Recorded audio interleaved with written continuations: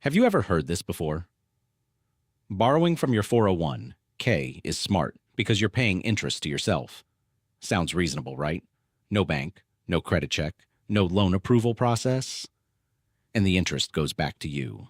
So why do many financial experts warn people to be extremely careful? Today we're going to break this down clearly.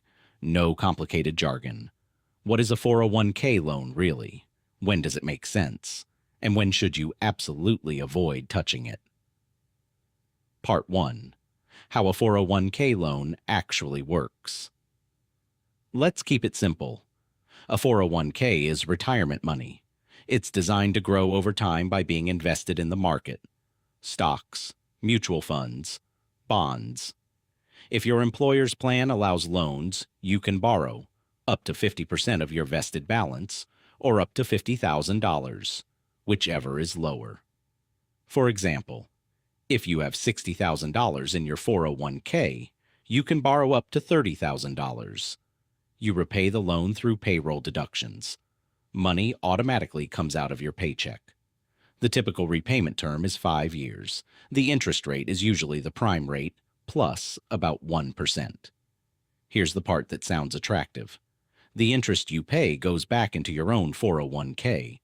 That's why many people say, "I'm not losing anything." But there's something important most people overlook. Part 2. The real advantages. Let's be fair. There are real benefits. First, you avoid the 10% early withdrawal penalty that normally applies if you take money out before age 59 and a half. Second, it does not affect your credit score. Third, the process is fast and simple. In an emergency situation, for example, if you're carrying credit card debt at 28% interest, borrowing from your 401k at 8 to 9% could potentially save you a lot of money. In those cases, it might make sense. But this is where you need to pause and think. Part 3. The hidden cost. When you borrow from your 401k, that money is no longer invested. It's no longer in the market. Let's say you borrow $25,000 for 3 years. If the market performs strongly during those 3 years, you miss out on all the growth that money could have earned. Long-term investing works because of compounding. Money earns returns. Those returns earn more returns. Every year your money is out of the market, you slow down that compounding process. Many people focus only on the 8% loan rate and think, "That's cheaper than my credit card." But they forget to compare it to potential market returns that could average 10% or more over the long run. And there's an even bigger risk. Part 4. The biggest danger: leaving your job. This is the part many people don't know. If you leave your company, whether you quit or get laid off, your outstanding 401k loan may need to be repaid by the next year's tax filing deadline. If you can't repay it, the remaining balance is treated as an early distribution. That means you owe income tax on the entire unpaid amount. And if you're under age 59 and a half, you may also owe an additional 10% penalty. A loan that seemed manageable can suddenly become a serious financial shock. That's why a 401k loan is only relatively safe when your job is stable, your income is stable, and you have a clear repayment plan. Part 5. When should you consider it? Let's be clear. You should not use a 401k loan to buy a new car, go on vacation, invest in crypto, purchase luxury items.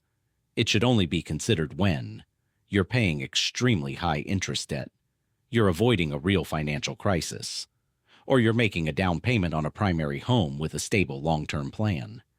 Even then, you should compare other options first. A 401k loan should be a last resort, not your first solution. Part 6. How to use it safely. If you decide to borrow, follow these rules. Borrow the smallest amount possible. Repay it as quickly as possible. Do not stop contributing if you're receiving an employer match. Make sure you still have an emergency fund. And most importantly, don't convince yourself this is free money. It's money meant for your future. Conclusion. A 401k loan is neither good nor bad by itself. It's a tool. The real question isn't, should I borrow or not? The real question is, does my situation truly require this? Before borrowing, ask yourself, if I leave this money untouched, what could it become in 10 or 20 years? Am I solving a short-term problem at the expense of my long-term future? If you're living and working in the United States and you want clear, practical explanations about financial tools like this, without confusion or complicated language, subscribe to the channel. We'll continue breaking down topics like Roth IRA credit scores, employer match, and the common financial mistakes new immigrants often make. If this video helped you, follow the channel so we can keep building financial clarity, one step at a time.